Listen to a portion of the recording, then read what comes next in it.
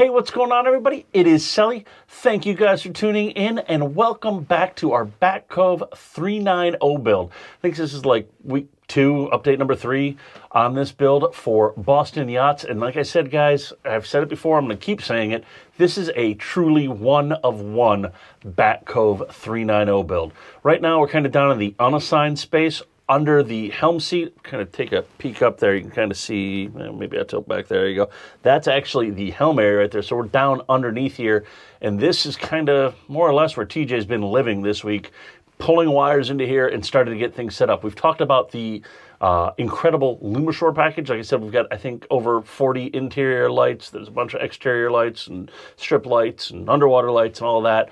Well, those all need drivers. So that's what TJ's been doing here by getting all of the drivers set up. Kind of pull some of these wires away. You can see it's all actually double stacked. We've got nice spacers in there so that we've allowed enough airspace for all of those. So we're not going to be worrying about heat in here with this by having all of these right here. We're also going to make all our wire runs back here. So everything's going to be living right here. If we actually, let's see if I can contort myself around a little bit. You'll see right here, we have one of our EOS connects. And then we've also got the all-important Luma link. That's what's going to be controlling all of this on our Furuno system. So that's going to have to get mounted as well. So we've got all the Lumishore lights starting to come together and starting to get all the drivers and all that. Well, we've also got a lot of the audio going on here. You can see we've got 2 Fusion white boxes right there. Those are the 4-zone white boxes. Then as we glance up above it, we've got the new JL MVI amp. So we've got the MVI 400 by 4, and then we've got a 600 by 1. You see these also have Deutsch plugs on them.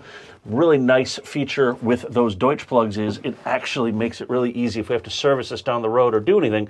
We can just pop the plug, pull the thing out, set it off, do whatever, put it back in, need to replace it. It's all right there, very easy to service. So we've got the audio system starting to come together. We're trying to keep all of that in this space here. As you can kind of see, we've got a lot of wires still coming in and out of here. TJ's got everything all labeled. And then we've also got back in here, we're going to have on a future episode, clear out of there.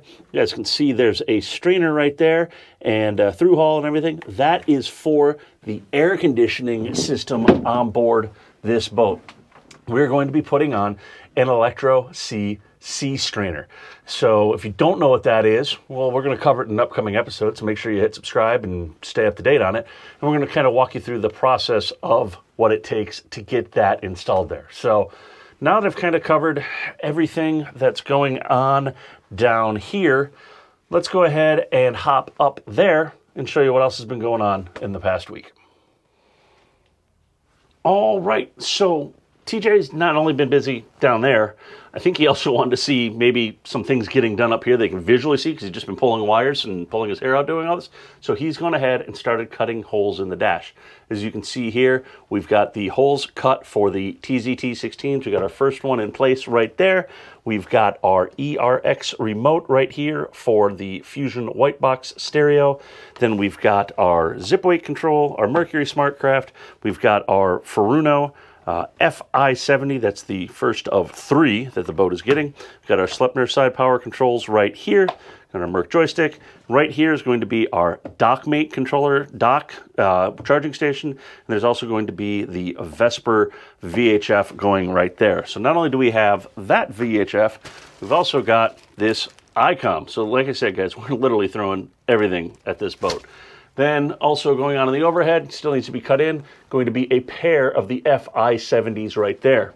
You can see also we've got the switching out right here. This is for the Lumishore lighting. We're also going to be able to utilize the factory switching for that lighting. So we don't have to have our MFD on in order for the lights to work. We're going to be able to come to the switch, turn it on, get white lights if we want to do color tunable and all that stuff. We can obviously go through the app, we can go through our phone, we can, multiple different ways to do that. We can create scenes and all that, and we're going to go over all of that as well. So that's a lot of what's going on this week with TJ. He's stepping up as always and absolutely crushing it. So that's it. That is this week's wrap-up of the Bat Cove 390 build. Thank you guys for tuning in. If you want to know more about it, leave it down below in the comments. I'll cover it in an upcoming episode for you guys, and we're we're going to keep plugging along, getting things ready for you guys, and we will see you next week with another update. Peace.